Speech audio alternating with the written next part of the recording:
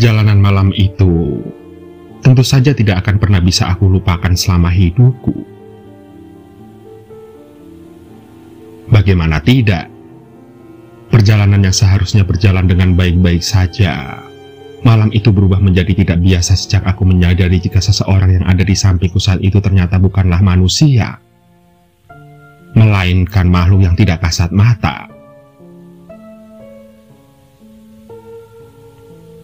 Benar, cerita ini memang sangat sulit untuk dipercayai.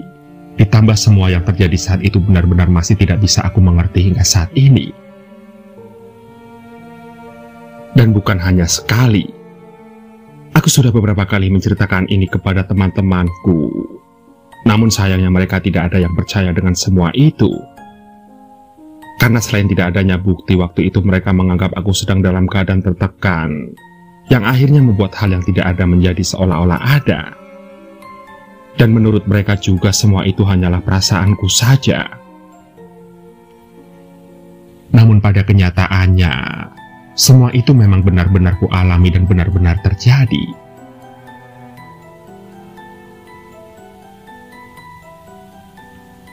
Masih sangat teringat jelas di kepalaku. Malam itu aku hendak melakukan perjalanan dari Kulon Progo menuju ke kampung halamanku yang ada di Probolinggo, Jawa Timur. Telepon dari orang tuaku yang mengabarkan jika saudaraku tiba-tiba meninggal dunia membuatku mau tidak mau malam itu harus pulang ke rumah entah bagaimanapun caranya. Meskipun aku tahu, jika malam itu di tempatku bekerja tidak ada satupun orang yang bisa aku ajak untuk menemani perjalananku pulang. Karena semua orang yang ada di kantorku saat itu sedang tur dalam kota.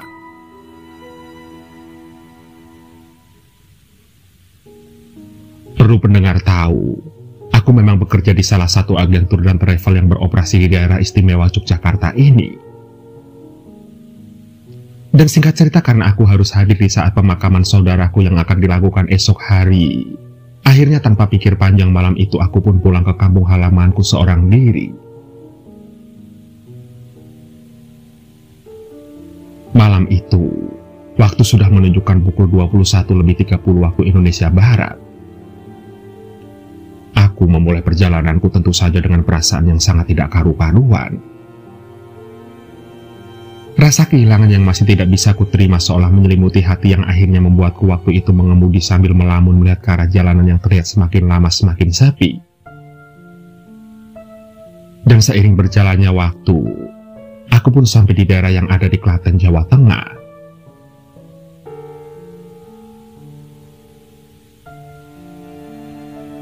Rasa lapar yang mulai mengganggu akhirnya memaksaku untuk berhenti sejenak di salah satu tempat makan yang ada di pinggir jalan waktu itu. Dan setelah memarkirkan kendaraan, aku pun seketika masuk ke dalam tempat makan tersebut dan memesan makanan yang memang sudah disediakan. Singkat cerita, setelah aku selesai makan malam, aku pun kembali ke arah mobilku dan hendak melanjutkan perjalananku. Namun anehnya ketika aku masih memutar mundur mobil dan kuarahkan ke jalan raya, tiba-tiba aku malam itu dihadang oleh seseorang yang terlihat seperti sedang meminta bantuan. "Mas, stop mas, stop!" teriaknya sambil melambai-lambaikan tangannya ke arah depan mobilku. Awalnya aku sempat mengira jika orang itu adalah tukang parkir yang ada di tempat makan tersebut. Namun setelah kulihat dengan lebih teliti lagi ternyata dugaanku salah. Karena malam itu aku melihat orang yang menghadang mobilku adalah seorang wanita muda dengan pakaian merahnya yang terlihat rapi.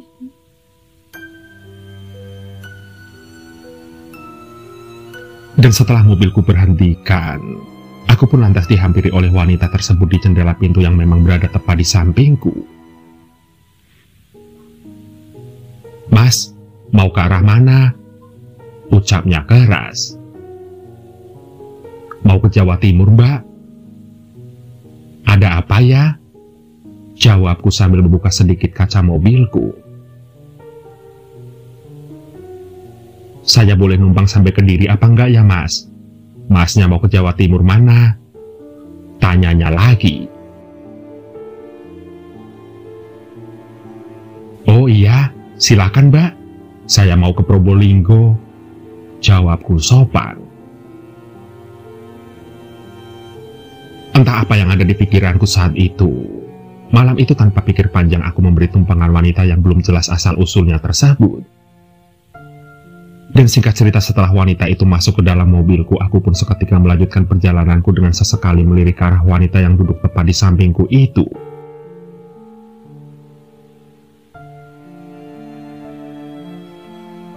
"Mbak ini dari mana? Kok sendirian saja?" Tanyaku memulai percakapan. "Saya mau pulang, Mas," jawabnya singkat dengan nada suara yang sedikit lirih. "Asli Kediri ya, Mbak? Kok jauh banget sampai ke sini? Mbak kerja di sini atau bagaimana?" Tanyaku lagi. "Enggak, Mas." "Oh ya, sampean namanya siapa?" ucapnya mengalihkan pembicaraan. "Saya Dimas, Mbak. Kalau mbaknya siapa?" Jawabku sopan. "Saya Mirna, Mas," sahutnya. "Oh iya, Mbak Mirna. Salam kenal ya," ucapku. "Iya, Mas," jawabnya lagi singkat. Selama perjalanan tentu saja aku terus mencoba mengajak ngobrol Mbak Mirna. Karena selain agar aku tidak merasa ngantuk, semua itu kulakukan agar aku juga tidak bosan berada di dalam kendaraan. Namun sayangnya setiap kali aku mengajak untuk berkomunikasi, wanita yang mengaku bernama Mirna itu hanya menjawab dengan singkat seolah tidak nyaman jika diajak untuk berbicara. Mengetahui hal itu, seketika aku pun diam dengan tidak lagi terlalu banyak tanya karena aku pun takut menyinggung perasaannya. Dan tidak berapa lama kemudian bau parfum mobilku yang biasanya tercium sedap malam itu tiba-tiba berubah menjadi bau bunga melati yang entah dari mana datangnya. Tidak berhenti di situ saja. AC mobil yang sebelumnya terasa sangat dingin pun malam itu seolah menjadi tidak berfungsi karena di dalam mobilku saat itu hawa yang kurasakan adalah hawa panas yang tidak seperti biasanya.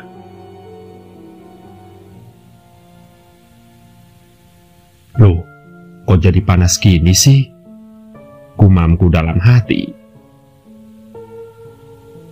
Namun aku mencoba tetap diam dengan tidak membicarakannya kepada Mbak Mirna.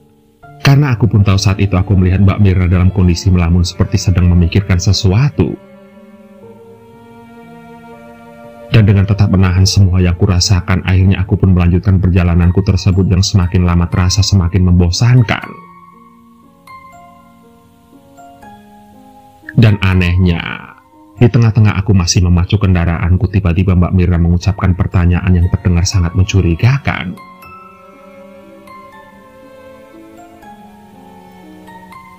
"Mas Dimas ini rencananya mau lewat mana?"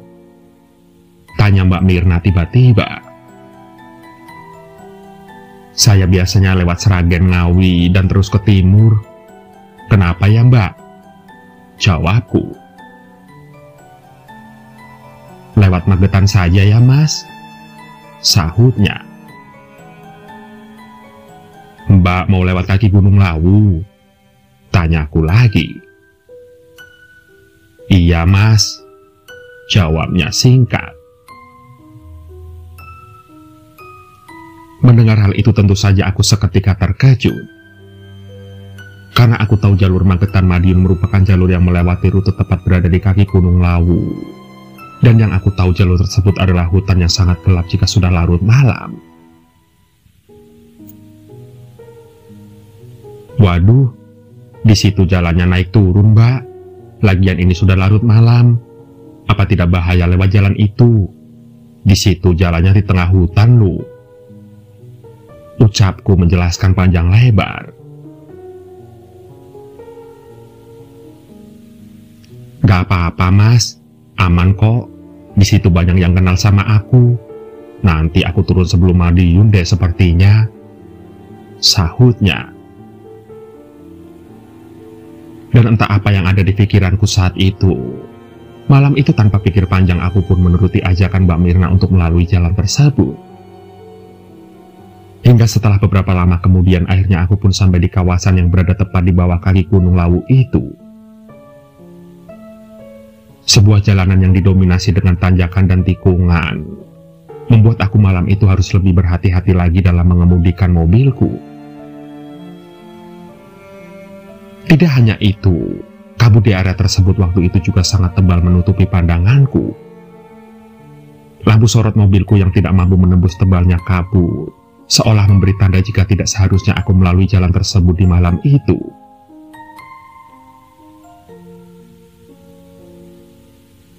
Jalannya sepi sekali ya mas, ucap Mbak Mirna tiba-tiba. Iya mbak, ini kan memang bukan liburan atau akhir pekan, jadi ya sepi deh. Biasanya kalau weekend, di sini juga rame kok meskipun malam hari. Ucapku sambil melihat ke arah jam tanganku yang ternyata sudah menunjukkan pukul 2 dini hari. Dan dengan tetap terus berkonsentrasi, aku pun terus memacu kendaraanku perlahan hingga akhirnya aku sampai di kawasan hutan yang jauh dari keramaian.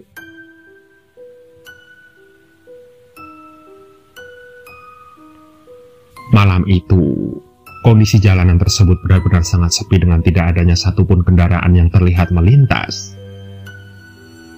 Bahkan aku pun juga masih ingat, malam itu aku beberapa kali melihat ke arah spion untuk melihat bagaimana keadaan di belakang mobilku. Namun sayangnya semua yang terlihat hanyalah kegelapan. Dan setelah beberapa saat berjalan, Mbak Mirna yang sebelumnya hanya diam malam itu tiba-tiba sedikit bergumam dengan sesekali tertawa-tawa kecil mencurigakan.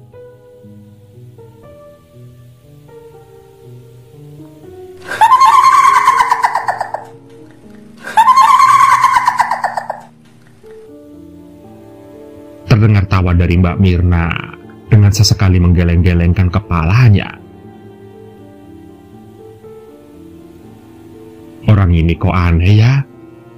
Ucapku dalam hati sambil melirik ke arah Mbak Mirna yang saat itu terlihat tidak terlalu jelas karena keadaan yang memang sudah sangat gelap gulita. Tidak berhenti di situ saja. Di tengah-tengah jalanan yang terlihat sangat sepi, Mbak Mirna tiba-tiba sesekali menoleh ke arah luar dengan membuka kaca mobilku seolah-olah sedang menyapa seseorang.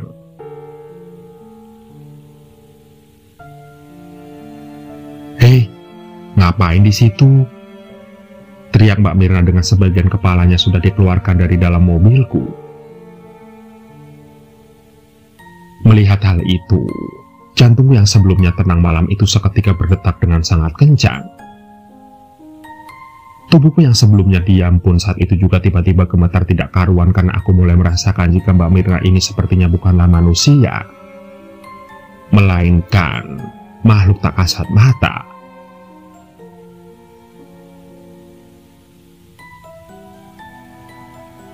Ya Allah, sepertinya Mbak Mirna ini bukan manusia deh. Ya Allah, ya Allah.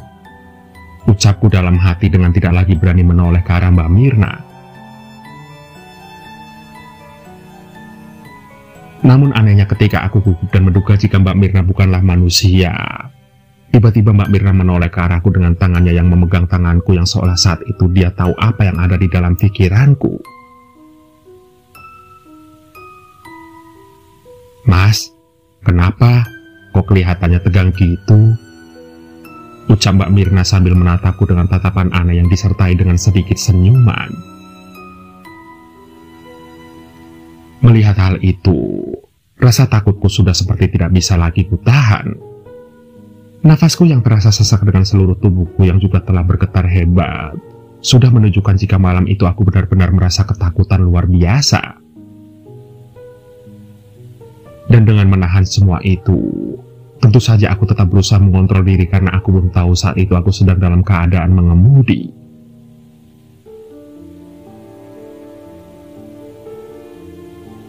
Gak apa-apa mbak, Mbak Mirna turun di mana? Ucapku singkat dengan perasaanku sudah sangat tidak karuan. Turun di sini saja mas, sahutnya. Tahukah kalian, ketika Mbak Mirna mengucapkan kalimat turun di sini saja, Malam itu aku benar-benar masih berada di kawasan hutan dengan tidak adanya bangunan rumah atau apapun yang terlihat berdiri. Semuanya nampak tetap gelap gulita dengan tidak adanya satupun lampu jalan yang menerangi. Mendengar hal itu, seketika aku pun terkejut bukan main dengan tubuhku yang juga seketika bergetar kencang. Hah? Di sini? Ini kan masih hutan, Mbak. Jawabku memastikan meskipun sebenarnya aku sudah menduga jika Mbak Mirna adalah setan. Iya, Mas. Stop. Nah, di sini saja. Ucapnya sambil menunjuk ke arah sebelah kiri jalan. Dan tanpa banyak tanya lagi, akhirnya malam itu pun aku segera memberhentikan kendaraanku tepat di pinggir jalan sesuai arahan dari Mbak Mirna. Terima kasih ya, Mas. Hati-hati di jalan. Ucapnya sambil turun dari mobilku secara perlahan. Iya, Mbak. Jawabku singkat sembari selanjutnya aku pun segera pergi meninggalkan tempat tersebut.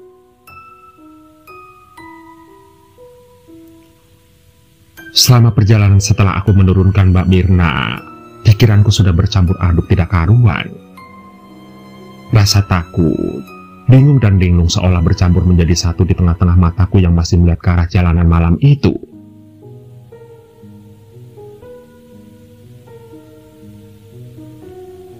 Oh iya, waktu itu aku memang benar-benar seperti orang linglung. Aku dihadang, aku berhenti, aku diajak lewat jalan gelap, aku mau. Dan saat aku disuruh berhenti pun saat itu aku seketika berhenti. Bahkan selama di dalam kendaraan pun wanita tersebut hanya diam dengan sesekali berbicara seperlunya. Dan anehnya, aku sadar jika dia bukan manusia baru ketika aku sampai di kawasan hutan tersebut. Tidak hanya itu, waktu itu aku juga seperti baru tersadar. Kok bisa-bisanya ya aku bersedia diajak lewat jalur tersebut di malam yang sudah selarut itu? Ucap narasumber.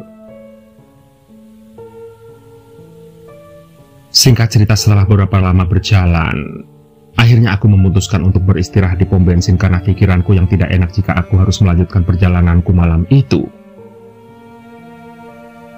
Hal itu bukanlah tanpa alasan, karena sesaat setelah aku menurunkan Mbak Mirna di dalam mobilku, aku kembali mencium aroma bunga melati yang sangat menusuk.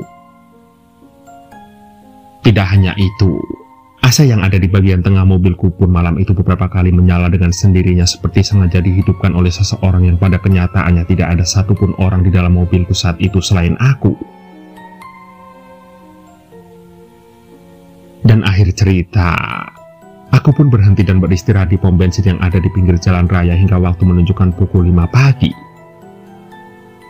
Setelahnya aku pun melanjutkan perjalananku menuju kampung halamanku dengan membawa sebuah pengalaman yang mungkin tidak akan pernah bisa aku lupakan.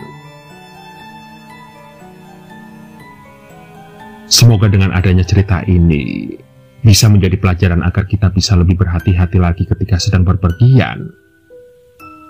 Apalagi jika kalian berpergian malam.